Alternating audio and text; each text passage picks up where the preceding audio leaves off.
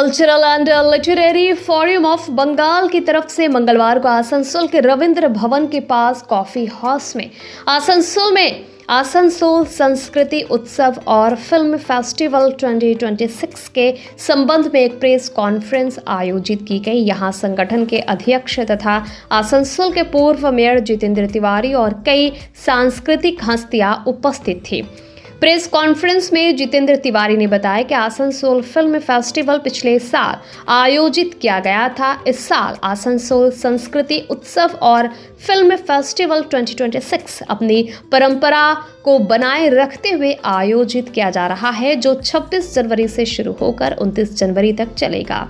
जितेंद्र तिवारी ने बताया कि उत्सव के दौरान बंगाली, हिंदी और उर्दू फिल्में दिखाई जाएंगी।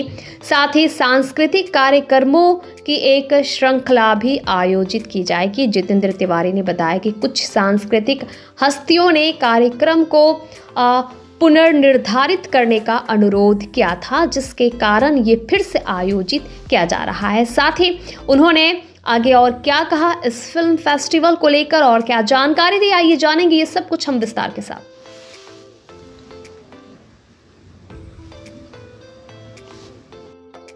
Cultural and Literary Forum of Bengal সারা বাংলায় গোটা বছর বিভিন্ন সাংস্কৃতিক অনুষ্ঠানের সঙ্গে যুক্ত থাকি এবং আপনারা জেনেছেন ইতিমধ্যে আমাদের আসানসোল, রানীগঞ্জ, জামুরিয়া, পাণ্ডবেশ্বর, কুলটি এই অঞ্চলে বিভিন্ন গুণী ব্যক্তিরা এই সংগঠনের সঙ্গে যুক্ত হয়েছেন এবং তাদেরকে নিয়ে লাস্ট ইয়ার আমরা আসানসোলে অনেক দিনের যে ডিমান্ড ছিল, অতীতে যারা অনেকে করতেন ফিল্ম ফেস্টিভ্যাল আগে আসানসোলে হতো, কিন্তু মাঝে সেটা বন্ধ হয়ে গেছিল।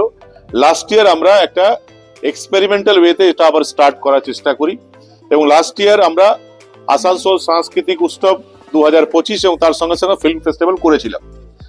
আসানসোলবাসীর সহযোগিতায় এবং আমাদের টিম মেম্বার যারা আছেন তাদের প্রচেষ্টায় কিছুটা হলেও আমরা সাফল্য পেয়েছিলাম। এবছর আবার 2026-এ আমাদের যারা কমিটিতে যারা আছেন সবার এটা ডিমান্ড যে এই বছরও এটা করা উচিত। তাই আমরা নিজেদের মধ্যে আলাপ আলোচনা চালাচ্ছিলাম লাস্ট এক মাস ধরে এবং যেহেতু মাধ্যমিক উচ্চ মাধ্যমিক পরীক্ষা ফেব্রুয়ারি থেকে স্টার্ট হয়ে যাবে, তাই এই মাসে জানুয়ারি মাসের শেষের দিকে আমরা রবীন্দ্র ভবনে 26শে জানুয়ারি থেকে 29শে জানুয়ারি পর্যন্ত আসানসোল সাংস্কৃতিক উৎসব 2026 আমরা এবং ফিল্ম ফেস্টিভ্যাল আমরা সবাই মিলে একটা সিদ্ধান্ত নিয়েছি যেটা আমরা অর্গানাইজ করতে যাচ্ছি। ইতিমধ্যে রবীন্দ্র ভবন আমরা বুক করেছি। 26 তারিখ থেকে ফিল্ম ফেস্টিভ্যাল স্টার্ট হবে। আপনারা জানেন যে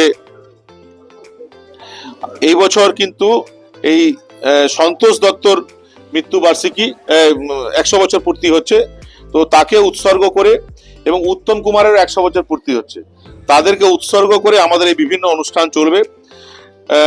যে আমাদের কালচারাল অনুষ্ঠান যেটা চলবে রবীন্দ্র ভবনের বাইরে, সেটা সুকান্ত ভট্টাচার্যের 100 বছর পূর্তি এবং ভূপেন হাজারিকার 101 বছর স্টার্ট হতে চললো, তো তাদেরকে উৎসর্গ করে আমাদের অন্যান্য অনুষ্ঠানগুলো চলবে।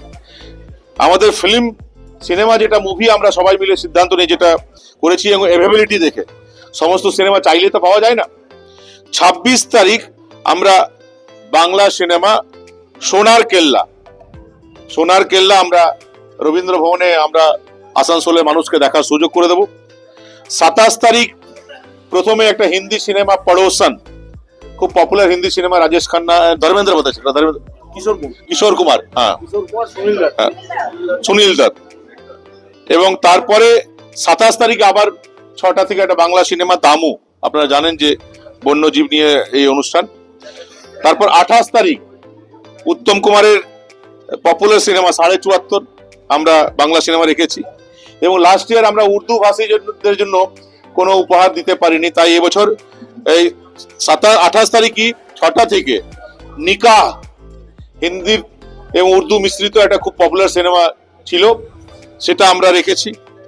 29 তারিখ বাংলা সিনেমা মৌচাক আমরা 3টা থেকে রেখেছি এবং ফিনিশিং লাস্ট সিনেমা শেষ করছি আমরা 29 তারিখ 6টা থেকে শোলে, হিন্দি সিনেমা শোলে, এটারও 50 বছর পূর্তি হচ্ছে, সে সিনেমা আমরা রেখেছি।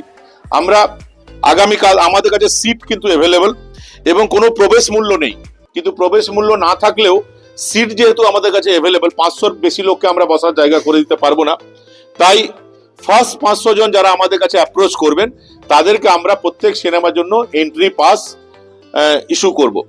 আগামী কাল থেকেই রবীন্দ্র ভবনের বাইরে আমাদের 2 জন স্বেচ্ছাসেবক বসবেন এবং যারা যারা ফার্স্ট 500 জন আসবে, প্রত্যেক সিনেমার জন্য 500 জন, তাদের নাম এবং মোবাইল নাম্বার তারা নথিভুক্ত করবেন এবং পরবর্তী ক্ষেত্রে তাদের কাছে আমরা যে সিনেমা তিনি দেখতে আগ্রহী তার আমরা এন্ট্রি পাস তার কাছে আমরা পাঠিয়ে দেবো।